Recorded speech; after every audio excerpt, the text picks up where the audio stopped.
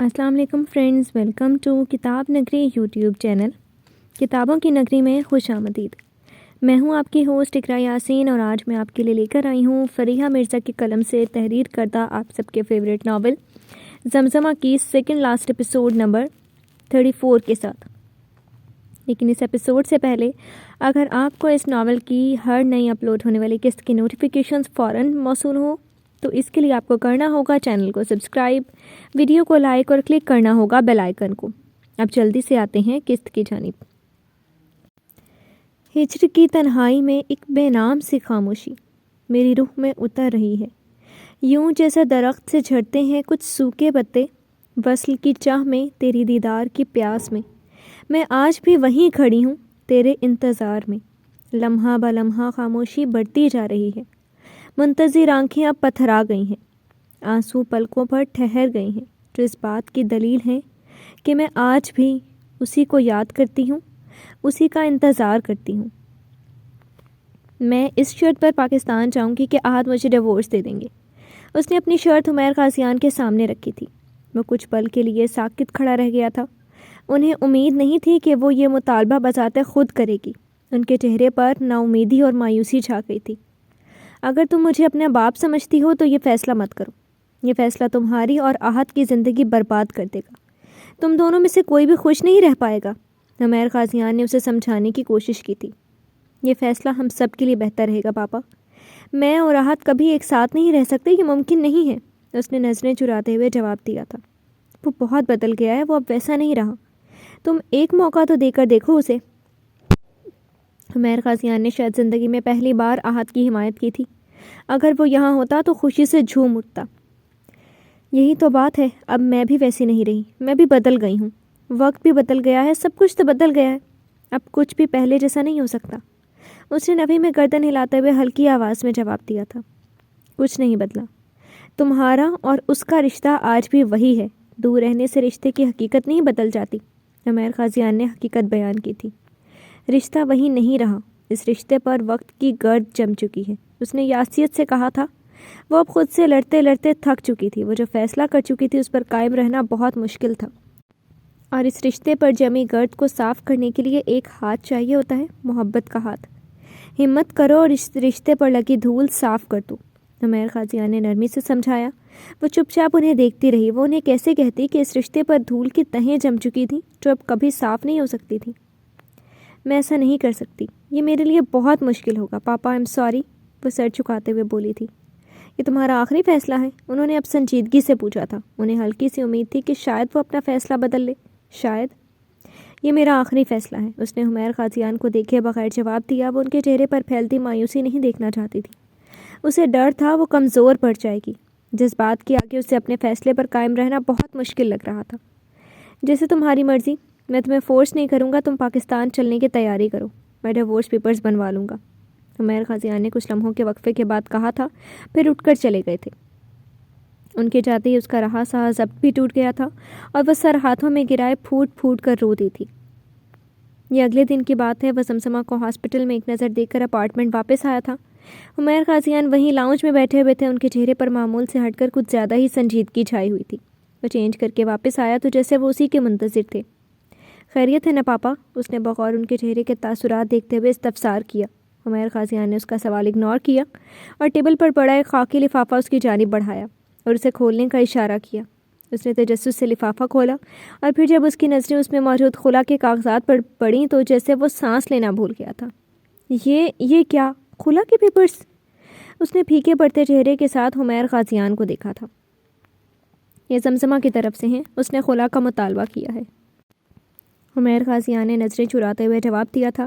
اس لمحے وہ خود کو بہت بے بس محسوس کر رہے تھے۔ واٹ؟ یہ آپ کیا کہہ رہے ہیں پاپا؟ آپ مذاق کر رہے ہیں نا؟ اس کی آواز میں بے یقینی تھی۔ اس کی آنکھیں صدمے سے کئی گنا بڑی ہو گئی تھیں۔ یہ میرا نہیں، زمزمہ کا فیصلہ ہے۔ وہ تم سے طلاق چاہتی ہیں، عمیر قاضیان نے افسردگی سے جواب دیا۔ وہ خود بے حد پریشان دکھائی دے رہے تھے۔ ناممکن، ایسے نہیں ہو سکتا، میں اسے کبھی طلاق نہیں دوں گا، اس نے نفی میں زور زور سے سر ہلاتے ہوئے کہا تھا۔ وہ کورٹ تک جا سکتی ہے، اور تم جانتے ہو کہ یہ نکاح پیپر میرج سے زیادہ کچھ نہیں تھا۔ پہلی پیشی میں ہی یہ نکاح ختم ہو جائے گا۔ عمیر قاضیان نے حقیقت کا آئینہ دکھایا۔ وہ کچھ لمحوں کے لیے خاموش ہو گیا تھا۔ اس طرح بھی انداز میں اس نے اپنے بالوں میں ہاتھ پھیرا اور آنکھیں بند کر لیں۔ ایک گہری سانس لے کر اس نے آنکھیں کھولی اور بولنے کے لیے ہمت مجتمع کی۔ آپ اسے کہہ دیں وہ کورٹ جانا چاہتی ہے تو شوق سے جائیں، مگر میں پھر بھی اسے ڈیورس نہیں دوں گا، اس نے اٹل انداز میں کہا تھا۔ اس کے چہرے پر اب گہری سنجیدگی تھی، ماتھے کی ابری ہوئی نیلی رگیں اس کے ضبط کی گواہ تھیں۔ احد، اس نے پاکستان جانے کے لیے یہی شرط رکھی ہے کہ تم اسے طلاق دو گے اور دوسری شادی کرو گے۔ وہ ایک بار پھر دم بخود رہ گیا تھا۔ اسے توقع نہیں تھی کہ زمزمہ اس سے یہ مطالبہ کرے گی۔ پاکستان تو اس کا باپ بھی جائے گا، وہ ہاتھ کی ہتھیلی پر مکہ مارتے ہوئے بڑبڑایا تھا۔ احد، عمیر قاضیان نے اسے تنبیہی انداز میں پکارا تھا۔ سوری پاپا، لیکن اس کا مطالبہ میں ہرگز نہیں مانوں گا، اور بہت کر لی اس نے اپنی منمانی۔ پاکستان تو میں اسے لے کر جاؤں گا، وہ مضبوط انداز میں بولا تھا، پھر اپنے ہاتھ میں پکڑے خلا کے پیپرز کو 4 ٹکڑوں میں پھاڑ کر میز پر اچھال دیا تھا۔ اپنی چہیتے سے کہہ دیں کہ یہ نکاح میرے مرنے کے بعد ہی ختم ہو سکتا ہے، جب تک میں زندہ ہوں تب تک یہ رشتہ ختم نہیں ہو سکتا، وہ سنجیدگی سے بولا، پھر لمبے لمبے ڈگ بھرتا وہاں سے چلا گیا تھا۔ عمیر قاضیان نے اسے جاتے دیکھ کر گہری سانس لی۔ وہ خود الجھ چکے تھے، وہ ان دونوں کو ساتھ دیکھنا چاہتے تھے، لیکن موجودہ صورتحال میں ان دونوں کا ایک ہونا ناممکن لگ رہا تھا۔ بعض دفعہ واپسی کا سفر کرنا بہت تکلیف دہ ہوتا ہے۔ قدم قدم پر ماضی کی یادیں کھڑی ہوتی ہیں، تلخ اور خوبصورت یادیں۔ واپس جانا ننگے پیر کوئلوں پر چلنے کے مترادف ہوتا ہے، اس نے ایک گہری سانس خارج کرتے ہوئے کہا تھا۔ پھر سسٹر ماریہ کو دیکھا، وہ اس کے پاس ہی چیئر رکھے بیٹھی تھی۔ آج 1 ہفتہ ہو گیا تھا اسے ہاسپٹل میں۔ وہ اب کافی حد تک ٹھیک ہو چکی تھی، البتہ بازو ابھی بھی صحیح کام نہیں کر رہا تھا۔ واپسی کے سفر پر تکلیف تو اٹھانی پڑتی ہے، لیکن جب انسان اپنوں کے پاس پہنچ جاتا ہے تو پھر مرہم بھی وہیں سے ملتا ہے، سسٹر ماریہ نے دھیمے سے مسکراتے ہوئے کہا تھا۔ جن لوگوں نے زخم دیے ہیں ان سے مرہم کی توقع نہیں رکھنی چاہیے، ان کے ہاتھ سے مرہم بھی زخموں پر نمک کا کام کرتا ہے۔ کوئی بات نہیں میرے بچے، تکلیفیں برداشت کرنی پڑتی ہیں۔ سب سے زیادہ زخم انسان اپنوں کے ہاتھوں ہی کھاتا ہے۔ اپنوں کی طرف سے دی گئی تکلیفوں کو درگزر کر دینا چاہیے۔ اپنے تو پھر اپنے ہی ہوتے ہیں، خون کے رشتوں سے انسان کب تک بھاگ سکتا ہے؟ وہ بڑی نرمی سے اسے سمجھا رہی تھی، چہرے پر وہی مشفقانہ مسکراہٹ تھی۔ درگزر کرنے کے لیے بہت بڑا دل چاہیے ہوتا ہے، اس نے چہرہ ان کی طرف موڑتے ہوئے کہا تھا۔ اس کی پلکیں ابھی بھی بھیگی ہوئی تھیں۔ دل بڑا کرنا پڑتا ہے، رشتوں میں سمجھوتا کرنا پڑتا ہے، بہت سی باتوں کو نظر انداز کرنا پڑتا ہے، وہ سر ہلاتے ہوئے کہہ رہی تھی۔ ہمیشہ کی طرح اسے سمجھا رہی تھی اور وہ سمجھ بھی رہی تھی۔ وہ ہمیشہ ان کی باتوں کو غور سے سنتی تھی۔ پروفیسر عبدالسلام کے بعد سسٹر ماریہ ہی تھیں جو ہمیشہ اسے سنتی تھیں اور پھر ایسی ہی نرمی سے سمجھاتی تھیں۔ رشتے سمجھوتوں پر قائم نہیں کیے جاتے، رشتوں کی بنیاد محبت پر ہوتی ہے، اس نے دونوں ہاتھوں سے اپنی آنکھیں رگڑتے ہوئے کہا تھا۔ تو پھر تم اپنے رشتے کی بنیاد محبت پر قائم کرو۔ انہوں نے اس کا ہاتھ تھام کر نرمی سے دبایا تھا، پھر ہلکے سے چھوڑ دیا۔ میاں بیوی کے رشتے کی بنیاد محبت ہوتی ہے، محبت کے بغیر یہ رشتہ کھوکھلا ہوتا ہے۔ دنیا میں بہت سی عورتیں اور مرد صرف سمجھوتے کی بنیاد پر یہ رشتہ نبھاتے ہیں، ایک دوسرے کی خامیوں کو برداشت کرتے ہیں۔ وہ خوش نہ صحیح لیکن مطمئن ضرور ہوتے ہیں۔ ان کے رشتے میں محبت نہیں ہوتی لیکن کچھ تو ہوتا ہے نا، ایک فطری اٹیچمنٹ تو کسی کو بھی کسی کے ساتھ رہتے ہوئے ہو جاتی ہے۔ میں چاہتی ہوں تم احد کے ساتھ محبت کی بنیاد پر اس رشتے کو دوبارہ سے قائم کرو، پرانی رنجشیں بھول کر نئے سرے سے اپنا گھر تعمیر کرو۔ وہ بہت غور سے سسٹر ماریہ کی ساری باتیں سن رہی تھی۔ میں اکیلی اس رشتے کو کب تک نبھا سکتی ہوں؟ یک طرفہ محبت کی کوئی منزل نہیں ہوتی۔ میں نے اپنی پوری کوشش کی تھی اس رشتے کو نبھانے کی، لیکن اب میں تھک چکی ہوں، اس نے ایک تھکی ہوئی سانس خارج کرتے ہوئے کہا تھا۔ وہ تم سے محبت کرتا ہے زمزمہ، میں نے اس کی آنکھوں میں تمہارے لیے وہ دیکھا ہے جو تم نہیں دیکھ سکی۔ وہ تم سے بے حد محبت کرتا ہے۔ سسٹر ماریہ اس نے اسے احد کے حق میں قائل کرنے کی کوشش کی تھی، وہ احد سے مل چکی تھیں، وہ انہیں بہت اچھا لگا تھا۔ اب کوئی فائدہ نہیں، میں ان کے ساتھ نہیں رہ سکتی۔ ضروری نہیں ہوتا کہ جس شخص سے آپ کو محبت ہو وہ آپ کا نصیب بھی بنے، اس نے اپنے ہاتھوں کی لکیروں کو دیکھتے ہوئے آزردگی سے کہا تھا۔ وہ میری قسمت میں نہیں ہے۔ مت بھولو کہ تم دونوں کا نصیب بہت پہلے ہی جوڑا گیا تھا، تم دونوں ہمیشہ سے ایک دوسرے کے لیے بنے ہوں۔ لیکن میں فیصلہ کر چکی ہوں۔ میں اس پر اس کا انداز کافی ٹھوس تھا۔ تم واپس پاکستان جاؤ اور ریلیکس ہو کر فیصلہ کرو، ہو سکتا ہے تمہارا ارادہ بدل جائے۔ سسٹر ماریہ نے اسے ہاتھ اٹھا کر بولنے سے روکا تھا، وہ خاموش ہو گئی تھی۔ پاکستان کب جا رہی ہوں؟ سسٹر ماریہ نے پوچھا تھا۔ اگلے ہفتے۔ میں آپ کو بہت مس کروں گی۔ اب کی بار وہ سچ میں اداس ہوئی تھی۔ میں بھی تمہیں بہت مس کروں گی، سسٹر ماریہ نے آگے بڑھ کر اسے گلے لگا لیا تھا۔ وہ سب گول میز کے گرد ایک بہت بڑے ریسٹورانٹ میں بیٹھے ہوئے تھے، ہلکا ہلکا میوزک چل رہا تھا۔ جس کی وجہ سے اس کا موڈ کافی خوشگوار ہو گیا تھا۔ ریسٹورانٹ کا ماحول کافی اچھا تھا۔ وہ عرصے بعد باہر نکلی تھی سب کے ساتھ۔ کل اس کی فلائٹ تھی پاکستان کی۔ بورس، لارا، داشا اور ایگر کے اصرار پر وہ ان کے ساتھ لنچ پر آنے کے لیے رضامند ہوئی تھی۔ شامیر بھی ان کے ساتھ ہی موجود تھا۔ وہاں سب موجود تھے لیکن وہ نہیں تھا۔ اس نے اطمینان کی سانس لی اور خوشگوار موڈ میں باتوں میں مگن ہو گئی تھی۔ اتنے سالوں میں تم لوگوں نے کیا کیا؟ اس نے براہ راست سب کو ہی مخاطب کیا تھا۔ میں نے اپنا MBA کر لیا ہے اور اب یہیں ایک مارکیٹنگ کمپنی میں اکاؤنٹنٹ ہوں۔ داشا نے اپنے سنہرے بال چھٹکتے ہوئے بڑی خوبصورت مسکراہٹ کے ساتھ جواب دیا۔ اوہ دیٹس گریٹ داشا، وہ بھی جواباً بھرپور انداز میں مسکرائی تھی۔ میں، جزین اور لارا تو فی الحال ماسکو یونیورسٹی میں ہی ڈیٹا سائنٹسٹ کے طور پر ریسرچ ورک کرتے ہیں۔ بورس نے کرسی پر پھیل کر بیٹھتے ہوئے اطلاع فراہم کی۔ اوہ، اس کے ہونٹ یکدم سکڑے تھے۔ چہرے پر ایک سایہ سا لہرایا تھا۔ کبھی کہ اس کا بھی خواب ہوا کرتا تھا، وہ خواب جو اسے سونے نہیں دیتا تھا۔ اسے اب اندازہ ہوتا تھا کہ خواب نہیں دیکھنے چاہیے، خوابوں کی تعبیر بہت تلخ ہوتی ہے۔ انسان آنکھیں کھلی رکھتے ہوئے بھی خواب دیکھنے سے باز نہیں آتا۔ اوہ گاڈ، تم نے اتنی دیر لگا دی؟ بورس کی تیز آواز پر اس نے چونک کر گردن اٹھائی تھی۔ پھر سامنے سے آتے احد کو دیکھ کر وہ بری طرح ٹھٹکی۔ اسے نہیں معلوم تھا کہ وہ بھی انہیں جوائن کرنے والا ہے، ورنہ وہ کبھی یہاں نہ آتی۔ لیب میں کچھ کام تھا اس لیے دیر ہو گئی، اس نے بورس سے ہاتھ ملاتے ہوئے کہا تھا اور زمزمہ کے ساتھ پڑی خالی کرسی کھینچ کر بیٹھ گیا۔ وہ اس کے یوں بے تکلفی سے اپنے ساتھ بیٹھنے پر کچھ خائف ہوئی تھی، مگر ایسے ظاہر کیا جسے اسے کوئی فرق ہی نہ پڑا۔ میرے خیال سے ہم پہلے کچھ آرڈر کر لیتے ہیں، شاہمیر نے مینیو کارڈ اٹھاتے ہوئے کہا تھا۔ شور، باقی سب نے بھی اتفاق کیا۔ سب نے اپنی اپنی پسندیدہ ڈشز ویٹر کو نوٹ کروائی تھیں سوائے اس کے۔ وہ چپ چاپ بیٹھی ہوئی تھی۔ Chicken chilli and fried Chinese rice, Ahad نے ویٹر کو آرڈر نوٹ کروایا تھا۔ پھر یوں ہی زمزمہ سے پوچھ لیا، تم تو نہیں کھاؤ گی نا؟ نہیں تھینک یو، وہ دانت پیس کر جبری مسکراہٹ کے ساتھ بولی تھی۔ یو ویلکم، وہ شانے اٹکا کر بولا تھا۔ احد پیکنگ کر لی تم نے؟ شاہمیر نے پانی کا گلاس لبوں سے لگاتے ہوئے پوچھا تھا۔ جی بھائیان، اس نے مختصر جواب دیا۔ زمزمہ نے چونک کر اسے دیکھا تو کیا وہ بھی پاکستان جا رہا تھا؟ اسے اس متعلق کچھ خبر نہیں تھی۔ اس دن کے بعد احد سے اس کے براہ راست آج ملاقات ہوئی تھی۔ ایک بات جو زمزمہ نے نوٹ کی تھی وہ اس کا حلیہ تھا جو کافی بدل گیا تھا۔ وہ پہلے کی طرح بے ڈھنگے حلیے میں نہیں ہوتا تھا۔ اس نے گرے ہائنک کے ساتھ بلیک جینز اور جیکٹ پہنی ہوئی تھی اور بال سلیقے سے سیٹ کیے ہوئے تھے۔ اس کے کان میں جو ہمیشہ کی طرح ایک بالی ہوتی تھی وہ اب نظر نہیں آتی تھی، نہ ہی رنگ برنگی مالائیں اور ہاتھوں میں پہنے بینڈز۔ وہ واقعی کافی بدل گیا تھا۔ پہلے کی نسبت اب وہ زیادہ ہینڈسم اور ڈیسنٹ لگنے لگا تھا۔ تو بتاؤ مس وائرس، تم نے اتنے سال کیا کیا؟ احد نے براہ راست اس سے سوال کیا تھا۔ وہ بری طرح چونکی تھی۔ یہ انداز تخاطب کتنا مانوس سا تھا۔ 6 سال میں کوئی اسے اس طرح پکارنے والا نہیں تھا جس طرح وہ پکارا کرتا تھا۔ وہ اس سے چڑتی تھی مگر اسے اچھا بھی لگتا تھا کہ وہ اسے اس طرح پکارتا ہے۔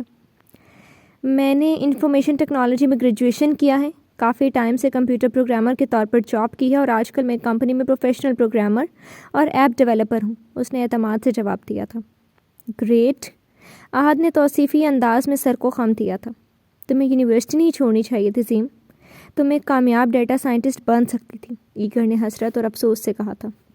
کوئی بھی اپنے خوابوں کو اپنی مرضی سے نہیں چھوڑتا، قسمت مجبور کر دیتی ہے، اس نے بڑے مدبرانہ انداز میں کہا تھا۔ جہاں تک میرا خیال ہے تم نے آج بھی کتابیں پڑھنی نہیں چھوڑیں، میں ٹھیک کہہ رہا ہوں نا؟ بورس نے اس کی سنجیدگی کو مزاح کے رنگ دینے کی کوشش کی تھی جس میں وہ کامیاب بھی ہوا تھا۔ وہ مسکرائی اور اس بات میں سر ہلایا۔ میری دنیا ختم ہو گئی تھی اور میں نے کتابوں میں ایک نئی دنیا ڈھونڈ لی، اس نے دھیمے لہجے میں اپنے سامنے پڑے گلاس پر نظریں جمائے ہوئے کہا تھا۔ یہ 6 سال میری زندگی کے بدترین دن تھے۔ میرے پاس کوئی بھی نہیں تھا، میرے لیے جیسے سب کچھ ختم ہو گیا تھا۔ پھر میں نے کتابیں پڑھنا شروع کی۔ 6 سال میں نے کتنی کتابیں پڑھی ہیں مجھے یاد نہیں، مگر کتابوں نے مجھے سروائیو کرنا سکھایا ہے۔ میں نے کتابیں پڑھ کر جینا سیکھا ہے۔ بعض دفعہ میں پڑھتے ہوئے کسی دوسری دنیا میں چلی جاتی تھی جہاں وہ سب تھا جیسا میں چاہتی تھی۔ وہ پرفیکشن کی دنیا تھی، حقیقت کی دنیا سے بہت مختلف، کچھ عرصے کے لیے ہی صحیح، مگر اس فینٹیسی کی دنیا میں کھو کر مجھے اپنی زندگی کی تلخیاں بھول جاتی تھیں۔ یہ کتابیں کسی مہربان دوست کی طرح میری رازدان تھیں۔ میں کتابوں کو سینے سے لگا کر سوتی تھی، میں کتابیں پڑھ کر رویا کرتی تھی، میں کتابیں پڑھ کر ہنسا کرتی تھی۔ کتابوں کے زرد صفحات بہت قیمتی ہوتے ہیں، یہ ہمارے آنسو سنبھال کر رکھ لیتے ہیں۔ میں سوچتی ہوں اگر میرے ساتھ کتابیں نہ ہوتی تو شاید میں مر جاتی۔ یہ ہمارے آنسو سنبھال کر رکھ لیتے ہیں۔ میں سوچتی ہوں اگر میرے ساتھ کتابیں نہ ہوتی تو شاید میں مر جاتی۔ ان کتابوں کے صفحات کھول کر دیکھے کوئی، میرے کتنے آنسو ان کتابوں کے صفحات میں محفوظ ہے۔ وہ جانے کس رو میں بہ کر بولتی چلی جا رہی تھی، وہ سب خاموشی سے اسے سن رہے تھے۔ تم کتابیں پڑھ کر روتی تھی، مگر کیوں؟ لارا کو بالکل سمجھ نہیں آئی تھی۔ کیونکہ میں نے اس درد کو محسوس کیا ہے جو مصنف نے الفاظ کی صورت میں کاغذ پر تحریر کیا ہے۔ احساس کی زبان ہر کوئی نہیں پڑھ سکتا، ہر کوئی ان لفظوں کے پیچھے چھپا درد نہیں پہچان سکتا، جس پر گزرتی ہے وہی دوسروں کا درد جان سکتا ہے۔ باقی سب کے لیے تو یہ صرف ایک کہانی ہے، حقیقت سے پرے ایک کہانی، مگر ہر کہانی کے پیچھے ایک حقیقت بھی ہوتی ہے جو لکھنے والا ہی جانتا ہے۔ اس نے لارا کو لاجواب کر دیا تھا۔ میرا خیال سے ہم پڑھتے ہوئے کرداروں سے ایموشنلی اٹیچ ہو جاتے ہیں، ایگر نے رائے دی تھی۔ میں سوچتی ہوں کہ مصنف کتنے خوش قسمت ہوتے ہیں، ہم سے میلوں دور بیٹھ کر اپنے الفاظ کے ذریعے ہمیں مسکرانے پر مجبور کر دیتے ہیں، اور جب ہم ان کے لکھے ہوئے الفاظ پڑھ کر روتے ہیں تو محسوس ہوتا ہے کہ ہم اکیلے نہیں ہیں۔ دنیا میں اور بھی بہت سے لوگ ہیں جن کی کہانی ہماری جیسی ہی ہوتی ہے، جو ہماری جیسے تکلیفوں سے گزر رہے ہوتے ہیں۔ وہ اب مسکراتے ہوئے کہہ رہی تھی، باقی سب بھی اسے دیکھ کر مسکرائے تھے، کچھ پل یوں ہی سرک گئے تھے، خاموشی کا وقفہ طویل ہو گیا تھا۔ میر بھائی، ریان کی کوئی پکچر دکھائیں؟ زمزمہ نے اچانک شامیر کو مخاطب کیا۔ وہ فون پر کوئی میسج ٹائپ کرتا چونکا، پھر اس بات میں سر ہلا کر مسکرایا۔ ریان کو دیکھنا ہے تو اپنے ساتھ بیٹھے احد کو دیکھ لو، وہ احد کی کاپی ہے۔ بورس نے ہنستے ہوئے ٹکڑا لگایا۔ مجھے کاپی نہیں دیکھنی، اوریجنل دیکھنی ہے، وہ دانت پیس کر بولی تھی۔ اس لیے تو کہہ رہا ہوں احد کو دیکھو، وہ اوریجنل ہے، ریان تو اس کی فوٹو کاپی ہے۔ بورس نے برجستگی سے جواب دیا۔ میز پر بیٹھے سب نفوس نے کہا لگایا تھا، ان میں احد بھی شامل تھا۔ تم تو چپ ہی رہو، وہ ناک سکوڑ کر بولی تھی۔ اس کی یہ حرکت احد نے دیکھی تھی، وہ منہ نیچے کر کے مسکرایا تھا۔ یہ دیکھو۔ کیا میر نے فون اس کی جانب بڑھایا تھا۔ اس نے بڑے اشتیاق سے فون پکڑا اور تصویر کو دیکھا۔ وہ ریان کی سالگرہ پر کھینچی گئی تصویر تھی جس میں احد نے اسے گود میں اٹھایا ہوا تھا اور وہ مسکرا رہا تھا۔ زمزمہ نے ایک نظر تصویر کو دیکھا اور دوسری نظر اپنے ساتھ بیٹھے احد پر ڈالی۔ کوئی فرق نہیں تھا، ریان کی ساری شکل احد جیسی تھی، ویسی بڑی بڑی گرے آنکھیں، وہی اٹھی ہوئی مغرور ناک، ہلکے بھورے بال، اور سب سے بڑھ کر اس کے چہرے کی مسکراہٹ۔ یہ تو بہت کیوٹ ہے ماشاءاللہ، وہ بڑی محبت سے تصویر کو دیکھتی ہوئی کہہ رہی تھی۔ کون، احد یا ریان؟ دائشہ نے مسکراہٹ دباتے ہوئے پوچھا۔ دونوں، وہ اسی محبت سے تصویر کو دیکھتے ہوئے جواب بولی تھی، مگر جب سب کو خود پر ہنستے ہوئے پایا تو شرمندگی سے لب دانتوں میں دبا لیے۔ تھینک یو، احد نے تھوڑا سا اس کی طرف جھک کر سرگوشی کی تھی۔ اس نے سٹ پٹا کر فون شامیر کو پکڑایا اور ادھر ادھر دیکھنے لگ گئی۔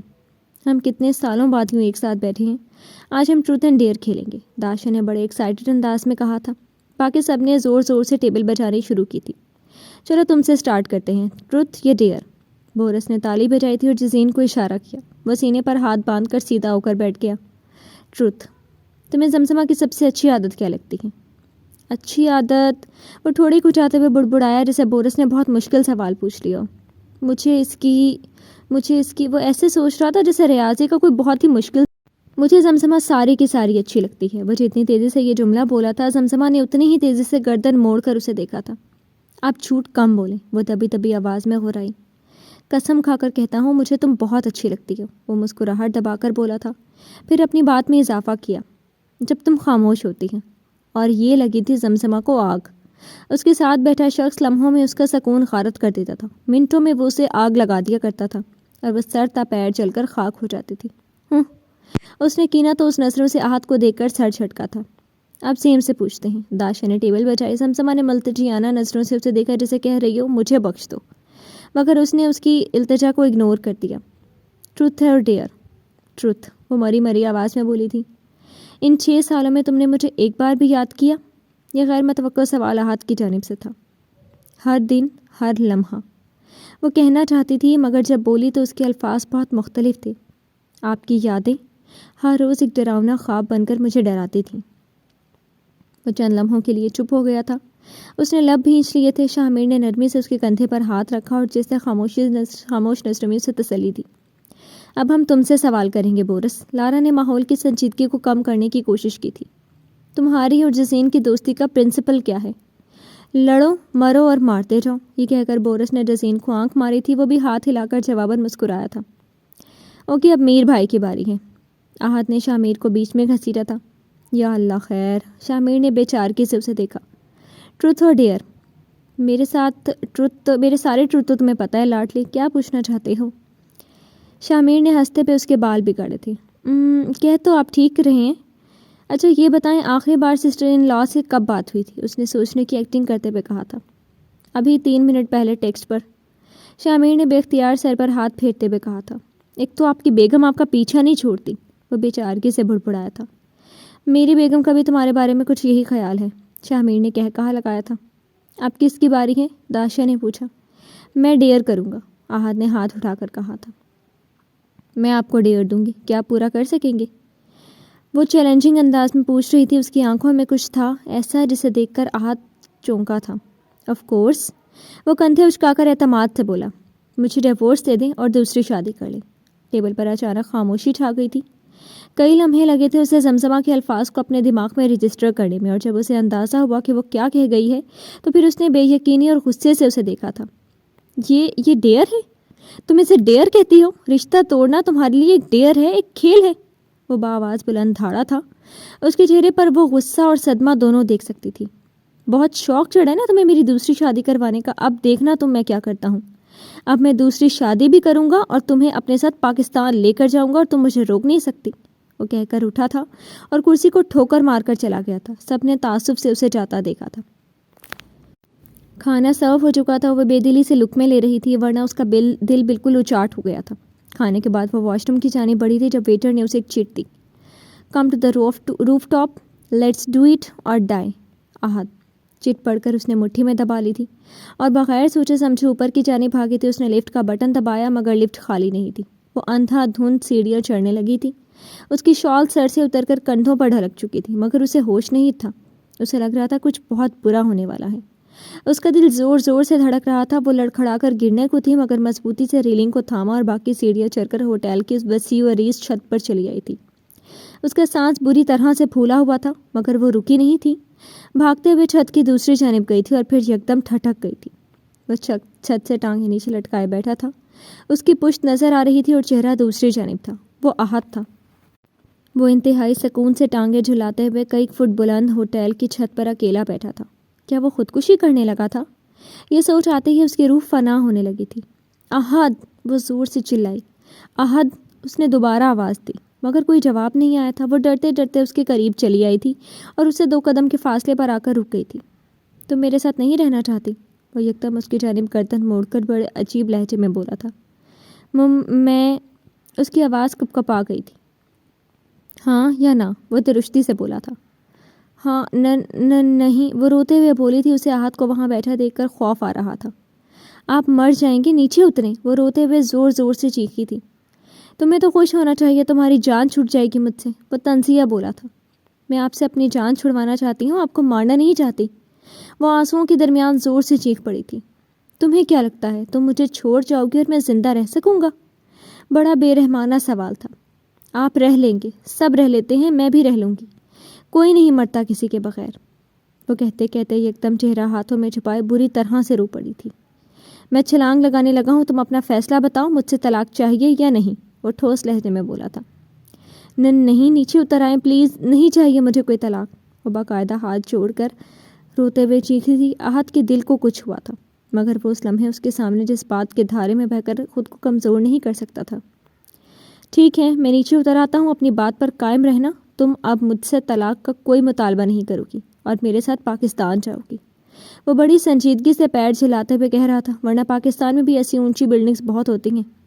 نہیں، میں آپ کی ساری باتیں مانوں گی، نیچے اتر آئیں پلیز، وہ التجائیہ انداز میں بولی تھی۔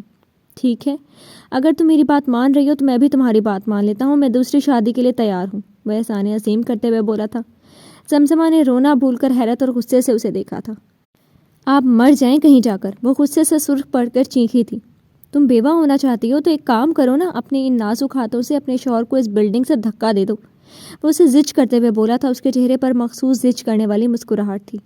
میں زمزمہ نے غصے اور بے بسی سے مٹھیاں بھینچ لی تھیں۔ اسے مزید تنگ کرنے کا ارادہ ترک کر کے احد آہستگی سے ٹانگیں اوپر کر کے کھڑا ہوا تھا، پھر قدم قدم چلتا اس کے مقابل آ کھڑا ہوا تھا۔ وہ اسے اپنے بالکل قریب کھڑے دیکھ سکتی تھی۔ وہ اس سے 2 قدم کے فاصلے پر کھڑا تھا۔ اس کے کلون کی مسحور کن مہک اس کی سانسوں میں اتر رہی تھی۔ وہ اس کے سامنے کسی دیوار کی مانند کھڑا تھا جس کی آڑ میں سب کچھ چھپ گیا تھا۔ وہ اس سے اتنا لمبا تھا کہ اسے گردن اٹھا کر اسے دیکھنا پڑ رہا تھا۔ مس وائرس، تم آج بھی مجھے ٹیں ٹیں کرتی ہوئی زہر لگتی ہو، وہ ذرا سا اس کی طرف جھک کر بولا تھا۔ وہ جو سانس روکے کھڑی اس سے کسی ناول کے ہیرو کی طرح رومانٹک ڈائلاگ کی توقع کر رہی تھی، یکدم غصے سے لال پیلی ہو گئی۔ بھاڑ میں جائیں۔ وہ پیر پٹک کر واپس نیچے کی طرف بھاگی تھی۔ اپنے پیچھے اس نے آہت کا زوردار قہقہا سنا تھا۔ اس نے ایک نظر آئینے میں خود کو دیکھا اور پھر مسکرائی۔ وہ آج معمول سے زیادہ پیاری لگ رہی تھی۔ چہرے پر ہلکا سا میک اپ کیا ہوا تھا اور گلے میں لائٹ سی جیولری پہنی ہوئی تھی۔ اس نے ہونٹوں پر ہلکی سی لپسٹک لگائی اور لب باہم پیوست کیے۔ پھر اس نے بیڈ پر پڑا دوپٹہ کندھے پر ڈالا اور کمرے کا دروازہ کھول کر نیچے کی جانب بڑھی۔ آج بہت خاص دن تھا۔ وہ آج بہت خوش تھی۔ وہ خوشی سے گنگناتے ہوئے کچن میں چلی آئی تھی اور ملازمہ کی گود میں بیٹھے ریان کو اٹھایا۔ ریان، آپ کو پتہ ہے آپ کے بابا واپس آ رہے ہیں۔ آج میں بہت خوش ہوں کیونکہ آج میری بیسٹ فرینڈ بھی آ رہی ہے اور آپ کے چاچو بھی۔ آج آپ اپنی چاچی سے بھی ملنا۔ رومی اس سے یوں باتیں کر رہی تھی جیسے وہ اس کی ساری باتیں سمجھتا ہو۔ اب آپ کی چاچی آ جائیں گی تو ہم بہت ساری باتیں کریں گے۔ وہ ریان کو گدگداتے ہوئے خود بھی ہنسی تھی۔ در حقیقت آج سے پہلے وہ کبھی اتنی ایکسائٹڈ نہیں ہوئی تھی۔ وہ بہت بے چینی سے ان سب کے آنے کا انتظار کر رہی تھی۔ عمیر غازیان ایک دن پہلے ہی واپس آئے تھے اور ابھی ان کو ایئرپورٹ پر ریسیو کرنے گئے تھے۔ وہ ریان کو اٹھائے لاؤنج میں چلی گئی تھی اور یوں ہی اس سے باتیں کر رہی تھی جب اس نے پورچ میں گاڑی رکنے کی آواز سنی تھی۔ اس نے ریان کو صوفے پر لٹایا اور اس کے گرد کشن رکھے تاکہ وہ گرے نہ۔ پھر اٹھ کر تیزی سے باہر کی جانب بھاگی تھی۔ اس کا نیلا فراک ہوا سے پھڑ پھڑایا تھا۔ وہ دوپٹہ سنبھالتی تیزی سے پورچ کی سیڑھیاں اترنے لگی تھی۔ اس نے شامیر کے پیچھے زمزمہ اور راحت کو گاڑی سے باہر نکلتے ہوئے دیکھا تھا۔ وہ وہیں سے بے اختیار بھاگی تھی اور زمزمہ کی گلے لگ گئی تھی۔ اس کی آنکھیں خوشی سے بھیگ رہی تھیں اور زمزمہ کی بھی۔ کتنی ہی دیر تک وہ اس کے گلے لگ کر روتی رہی تھی۔ بہت ذلیل ہو تم زیم، تمہیں شرم نہیں آئی؟ رومی نے خفگی سے اس سے الگ ہوتے ہوئے کہا تھا اور پھر رخ موڑ کر کھڑی ہو گئی تھی۔ اس کی آنکھیں ابھی بھی بھیگ رہی تھیں۔ آئی ایم سوری رومی، وہ آنسوؤں کے درمیان بولی تھی۔ مجھے نہیں سننا تمہارا سوری۔ تمہیں میرا ذرا بھی خیال نہیں آیا؟ تمہیں پتہ تھا نا کہ میں نے ایک بار تم سے کہا تھا کہ ہمیشہ تمہارے ساتھ رہنا چاہتی ہوں، اس لیے ہم وہیں شادی کریں گے جہاں 2 بھائی ہوں۔ لیکن کیا فائدہ ہوا، تم تو چھوڑ کر چلی گئی مجھے۔ کوئی ایسے بھی کرتا ہے دغا باز؟ وہ اب روتے ہوئے بھرپور جذبات کے انداز میں ارد گرد کی پرواہ کیے بنا زمزمہ کے گلے لگی شکوہ کر رہی تھی۔ زمزمہ نے سٹ پٹا کر ادھر ادھر دیکھا۔ شامیر اور راحت نے بے اختیار ایک دوسرے کی طرف دیکھا اور ایک زوردار قہقہا لگایا تھا۔ تم نے مجھ سے اس لیے شادی کی تھی کہ ہم 2 بھائی ہیں؟ شامیر نے حیرت سے استفسار کیا۔ ظاہر ہے، اچھا ہے نا آپ کے بھائی سے زمزمہ کی شادی ہوگی، رومی نے اپنی سرخ ہوتی ناک رگڑتے ہوئے کہا تھا۔ دیکھا بھائی آن، میں کہتا تھا نا۔ آہت نے مصنوعی آہ بھرتے ہوئے شامیر کو گھورا تھا۔ ڈرامے بازیاں بند کرو۔ میر نے اسے گھرکا تو اس نے منہ بنا لیا۔ پاپا نہیں آئے؟ رومی کو یکدم ان کا خیال آیا تھا۔ نہیں، وہ آئمہ آنٹی کو لینے گئے ہیں، شامیر کی بجائے آہت نے جواب دیا تھا۔ چلو زیم، رومی نے اس کا ہاتھ تھام کر اندر بڑھنے کا اشارہ کیا تھا۔ او مائی گاڈ رومی، یہ کتنا چھوٹا ہے اور کتنا پیارا ہے، اس نے والہانہ انداز میں ریان کے ہاتھ پاؤں چومتے محبت سے کہا تھا۔ وہ دونوں اکیلی لاؤنج میں بیٹھی ہوئی تھیں۔ شامیر اور راحت فریش ہونے کے لیے اپنے اپنے کمروں میں چلے گئے تھے۔ زیم، رومی نے اسے پکارا۔ اس نے سر اٹھا کر رومی کو دیکھا جس کی آنکھیں نم تھیں۔ تم نے اتنا سب کچھ اکیلے کیسے برداشت کر لیا؟ کیسے رہ لیا اکیلے اتنی دور؟ رومی نے دکھ سے اسے دیکھا تھا۔ رومی، مجھے اس وقت یہی فیصلہ بہتر لگا تھا، ہم سب کے لیے۔ مجھے ڈر تھا کہ اگر میں وہاں رک جاتے تو شاید آہت مجھے ڈیورس دے دیتے، اور یہ واحد چیز تھی جس سے میں ڈر گئی تھی۔ میں ان کی ساری ستم ظریفیاں درگزر کر دیتی، مگر مجھے کسی صورت یہ قبول نہیں تھا کہ وہ محض ایک غلط فہمی کی بنا پر میرے کردار کو نشانہ بنا کر مجھے طلاق دیں۔ وہ رنجیدگی سے کہہ رہی تھی، اس کے چہرے پر واضح برسوں کا ملال چھایا ہوا تھا۔ تو اب تم کیوں ان سے ڈیورس لینا چاہتی ہو زیم؟ اب تو سب کچھ ٹھیک ہو گیا ہے، رومی نے اس کے ہاتھ تھام کر نرمی سے پوچھا۔ سب ٹھیک نہیں ہوا، وہ دوسری شادی کر رہے ہیں۔ اس نے رومی کے سر پر بم پھوڑا تھا۔ کیا دوسری شادی؟ تم مذاق کر رہی ہو؟ رومی کو یقین نہیں آیا تھا جیسے۔ میں کیوں مذاق کروں گی، انہوں نے خود کہا ہے۔ نہیں، بلکہ میں نے ہی ان کو کہا تھا، اس نے نظریں ادھر ادھر گھماتے ہوئے کہا، پھر اسے ساری بات بتائی تھی۔ رومی حیرت، صدمے اور تعصب سے اسے دیکھ رہی تھی۔ تم کتنی بے وقوف ہو یار، تم نے اپنے شوہر کو ڈیئر دے دیا دوسری شادی کرنے کا۔ میرا دل چاہ رہا تمہیں ایک لگا دوں، رومی نے اس کی عقل پر ماتم کرتے ہوئے کہا تھا۔ مجھے کیا پتا تھا وہ سچ میں دوسری شادی کرنے کے لیے مان جائیں گے، وہ منمنائی۔ رومی اسے مزید کچھ سخت سنانے لگی تھی، مگر لاؤنج کے دروازے سے داخل ہوتے عمیر غازیان اور آئمہ کو دیکھ کر چپ ہو گئی تھی۔ ان کے پیچھے سیلا اور حمزہ بھی تھے۔ وہ یکدم کھڑی ہو گئی تھی اور پھر آئمہ کی طرف بڑھی تھی۔ اماں، اس کے لب پھڑ پھڑائے تھے۔ میری بچی، مجھے معاف کر دینا۔ آئمہ اسے سینے سے لگائے رو رہی تھیں اور بار بار اس کا ماتھا چوم رہی تھی۔ نہیں اماں، آپ ایسے مت کہیں، اس نے نرمی سے ان کے آنسو صاف کیے۔ اس کی اپنی آنکھوں سے آنسو نکل رہے تھے۔ کبھی اس نے خود سے وعدہ کیا تھا کہ وہ اپنی ماں کو کبھی معاف نہیں کرے گی جس نے اس کا اعتبار نہیں کیا تھا، مگر اس کے سارے دعوے جھوٹے تھے۔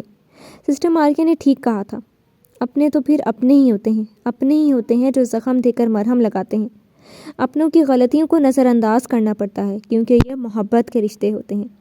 بہت دل دکھایا ہے ہم سب نے تمہارا، ہمارا ایک فیصلہ تمہاری زندگی برباد کر گیا۔ ہم تمہارے ماں باپ تھے، ہم نے تمہارے لیے اپنی طرف سے بہترین فیصلہ کیا تھا۔ آئمہ نم آنکھوں سے اسے دیکھتی کہہ رہی تھی اور اس کے ہاتھ چوم رہی تھیں۔ اس نے زندگی میں پہلی بار اپنی ماں کو اس طرح اپنی محبت میں روتے دیکھا تھا۔ اس نے نرمی سے آئمہ کے آنسو صاف کیے، پھر ان کے گلے لگ گئی تھی اور آنکھیں بند کر لی۔ بہت سے خاموش آنسو اس کی آنکھوں سے نکل کر آئمہ کی چادر میں جذب ہو گئے تھے۔ ضروری نہیں کہ جو فیصلہ ماں باپ کو بچوں کے لیے بہترین لگے وہ بچوں کے لیے بھی اچھا ثابت ہو۔ ماں باپ تو بچوں کی خوشی کے لیے فیصلہ کرتے ہیں، مگر یہ نہیں دیکھتے کہ بچوں کی خوشی کس چیز میں ہوتی ہے۔ بچوں کو بھی فیصلے کا حق دینا چاہیے اماں۔ فیصلہ چاہے بچوں کی بہترین مستقبل کا ہی کیوں نہ ہو، ان کی مرضی کے بغیر نہیں کرنا چاہیے، ورنہ زندگی برباد ہو جاتی ہے۔ اس نے دھیمے لہجے میں آئمہ کے ہاتھ تھامتے ہوئے کہا تھا، تم ٹھیک کہہ رہی ہو، کاش ہم نے تمہارے ساتھ زبردستی نہ کی ہوتی۔ آئمہ کے چہرے پر ملال لوٹ آیا تھا۔ آپی، حمزہ اور سیلا نے ڈرتے ڈرتے اس کے قریب آئے تھے۔ اس نے چونک کر ان دونوں کو دیکھا تھا۔ وہ دونوں کتنے بڑے ہو گئے تھے۔ سیلا میڈیکل کے دوسرے سال میں تھی اور حمزہ فرسٹ ایئر میں تھا۔ حمزہ کا قد تو اس سے بھی لمبا ہو گیا تھا۔ اس کا بھائی ایک دم سے کتنا بڑا ہو گیا تھا، اسے حیرت بھی ہوئی اور خوشی بھی۔ ہم نے آپ کو بہت مس کیا آپی۔ سیلا اور حمزہ اس کے ساتھ بچوں کی طرح لیٹے رو رہے تھے، پر اسے 6 سال پہلے پیچھے چلی گئی تھی، یوں جیسے بیچ میں کوئی دوریاں اور فاصلے آئے ہی نہ تھے۔ ان دونوں کے لیے وہ آج بھی ان کی وہی آپی تھی جو انہیں ہر وقت کاٹ کھانے کو دوڑتی تھی، مگر اندر سے وہ ان دونوں سے بے حد محبت کرتی تھی۔ میں نے بھی تم دونوں کو بہت مس کیا، اس نے اپنی نم آنکھوں سے مسکراتے ہوئے کہا تھا اور اپنی بھیگی آنکھیں صاف کی۔ آپی، اب آپ ہمیں چھوڑ کر تو نہیں جائیں گی نا؟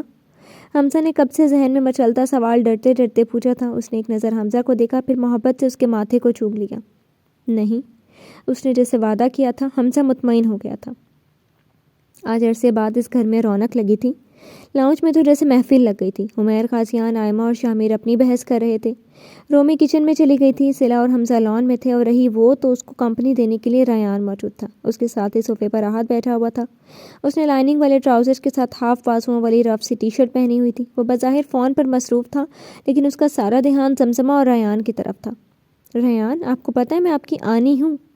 وہ اپنی آواز کو سرگوشی نما بنا کر بولی تھی۔ چاچی، تم اس کی چاچی ہو۔ احد نے تصحیح کرنا اپنا فرض سمجھا تھا۔ میں کوئی چاچی نہیں ہوں، اس نے برہمی سے احد کو ٹوکا تھا، پھر شیریں لہجے میں ریان سے بولی، میں آپ کی آنی ہوں۔ آنی نہیں، چاچی، احد نے پھر ٹانگ اڑائی تھی۔ وہ سمجھ گیا تھا وہ چاچی لفظ سے کتنا چڑتی ہے۔ آپ چپ رہیں، میں ریان سے بات کر رہی ہوں، وہ تڑخ کر بولی تھی۔ میں بھی ریان سے ہی بات کر رہا ہوں، وہ بھی اسی کے انداز میں بولا تھا۔ آپ اسے غلط باتیں مت سکھائیں، وہ بڑی بھی بنتے ہوئے کہہ رہی تھی۔ میں کہاں غلط باتیں سمجھا رہا ہوں، میں تو اسے بتا رہا ہوں کہ تم اس کی چاچی ہو۔ احد نے آج اسے زج کرنے کی ٹھان لی تھی۔ آپ، اس نے غصے سے مٹھیاں بھینچ لی تھی، پھر اس پر لعنت بھیج کر ریان کی طرف متوجہ ہو گئی تھی۔ تمہارے چاچو عقل سے پیدل ہیں، ان کی بات نہ سننا۔ اس نے ریان کو جیسے تنبیہ کی تھی، پھر اس نے ریان کو گدگدایا۔ وہ کھلکھلا کر ہنسنے لگا۔ اس ہنسی میں اس کی اپنی کھلکھلاہٹ بھی شامل ہو گئی تھی۔ اس معصوم فرشتوں جیسے بچے کو دیکھ کر اس کے لب خود بخود مسکرانے لگے تھے۔ وہ ریان کے ساتھ باتیں کرنے میں محو تھی جب کلک کی آواز پر چونکی اور سامنے دیکھا۔ احد نے ابھی ابھی اس کی تصویر لی تھی۔ یہ تمہاری گود میں زیادہ اچھا لگ رہا ہے، احد نے مسکراہٹ دباتے ہوئے کہا تھا۔ وہ پہلے حیران ہوئی، پھر اس کا چہرہ یکدم سرخ پڑا تھا۔ اس نے گھبرا کر ادھر ادھر دیکھا، پھر وہاں سے اٹھ گئی تھی۔ وہ جانتی تھی جب تک وہ وہاں بیٹھی رہے گی وہ اسے اسی طرح تنگ کرتا رہے گا۔ کھانے کے بعد وہ سب لاؤنج میں چائے سے لطف اندوز ہو رہے تھے جب عمیر غازیان نے سنجیدگی سے بات کا آغاز کیا۔ زمزمہ بیٹا، اپنا فیصلہ سناؤ، احد کے ساتھ رہنا چاہتی ہو یا نہیں؟ عمیر غازیان نے سنجیدگی سے پوچھا تھا۔ اس نے گھبرا کر احد کو دیکھا جس کی نظروں میں صاف وارننگ تھی۔ ٹھیک ہے، میں نیچے اتر آتا ہوں، اپنی بات پر قائم رہنا۔ تم اب مجھ سے طلاق کا کوئی مطالبہ نہیں کرو گی اور میرے ساتھ واپس پاکستان جاؤ گی، ورنہ پاکستان میں بھی ایسی اونچی بلڈنگز بہت ہوتی ہیں۔ اسے احد کی دھمکی یاد آئی تھی۔ وہ جی جان سے لرز اٹھی تھی۔ نہیں پاپا، مجھے الگ نہیں ہونا، اس نے لڑکھڑاتی ہوئی آواز میں کہا تھا۔ لاؤنج میں یکدم خاموشی چھا گئی تھی، پھر سب کے چہروں پر مسکراہٹ آ گئی تھی۔ شامیر نے الجھ کر پہلے زمزمہ کو دیکھا، پھر احد کو، جس کی آنکھوں میں فاتحانہ مسکراہٹ تھی۔ وہ سمجھ گیا ضرور کہ اس کی کوئی کارستانی ہو گئی کہ زمزمہ نے اپنا فیصلہ بدل لیا۔ تو پھر ٹھیک ہے، ہم چاہتے ہیں کہ تمہاری اور احد کی شادی کا فنکشن ہو، ایک طرح سے رخصتی کی فارمیلٹی بھی پوری ہو جائے گی۔ عمیر غازیان نے جیسے باقاعدہ پلاننگ کی ہوئی تھی۔ تمہیں کوئی اعتراض تو نہیں بیٹا؟ آئمن نے زمزمہ کے سر پر ہاتھ رکھتے ہوئے پوچھا تھا۔ اس نے بے بسی سے نفی میں گردن ہلائی تھی۔ صاحبزادے، آپ کو تو کوئی مسئلہ نہیں؟ عمیر قاضیان نے احد کو گھورتے ہوئے پوچھا تھا۔ نہیں پاپا، کوئی مسئلہ نہیں، بس ایک مولوی کا بھی انتظام کروا لیں میرے دوسرے نکاح کے لیے۔ اس نے سہولت سے کندھے اچکائے ہوئے تھے۔ یہ کیا بکواس ہے؟ عمیر قاضیان نے برہمی سے اسے دیکھا جو اسی اطمینان سے بیٹھا ہوا تھا۔ سمسمہ کی خواہش ہے کہ میں دوسری شادی کر لوں۔ پوچھیں اس سے کتنی منتیں کی ہیں اس نے میری دوسری شادی کے لیے، اسی لیے میں اس کی خواہش پوری کرنا چاہتا ہوں۔ کیوں سمسمہ، لڑکی ڈھونڈ لی ہے نا تم نے؟ وہ بڑے دوستانہ انداز میں سمسمہ سے پوچھ رہا تھا۔ ایک گہری سانس لے کر سمسمہ نے خود کو ریلیکس کیا، پھر جبری مسکراہٹ کے ساتھ اسے دیکھا۔ جی ڈھونڈ لی ہے لڑکی بھی، آپ فکر مت کریں، وہ چبا چبا کر بولی تھی۔ باقی سب نے حیرت سے ان دونوں کو دیکھا تھا۔ زیم، تم ہوش میں تو ہو؟ آئمہ نے بے یقینی سے اسے دیکھا۔ یہ ہمارا آپس کا معاملہ ہے، احد کو دوسری شادی کی اجازت میں نے دی ہے، بلکہ میں نے ہی انہیں فورس کیا تھا، اور میں نے وعدہ کیا تھا کہ میں لڑکی بھی ڈھونڈوں گی، اور آپ سب کو یہ اعتراض نہیں کریں گے۔ اس نے جیسے بات ہی ختم کر دی تھی۔ کسی کی ہمت نہیں ہوئی تھی مزید کچھ کہنے کی، بات جیسے ختم ہو گئی تھی۔ رات کو وہ آئمہ کے ساتھ اپنے گھر چلی گئی تھی، کیونکہ آئمہ چاہتی تھی کہ رخصتی ان کے گھر سے ہو۔ کسی نے کوئی اعتراض نہیں کیا تھا۔ ایک ہفتے بعد اس کی رخصتی کی تاریخ طے کر دی گئی تھی، اور احد کی دوسری شادی کی بھی۔ اس نے احد سے تو کہہ دیا تھا کہ وہ لڑکی ڈھونڈ لے گی، مگر اب خود مشکل میں پھنس گئی تھی۔ وہ لڑکی کہاں سے ڈھونڈے گی؟ وہ خود پر سوتن لانے کا سوچ کر ہی جل کر خاک ہو رہی تھی۔ جی تو فرینڈز، کیسی لگی آپ کو second last episode? Comment section میں ضرور بتائیے گا۔ پھر حاضر ہوں گے ناول کی لاسٹ ایپیسوڈ کے ساتھ۔ تب تک کے لیے شکریہ، اللہ حافظ۔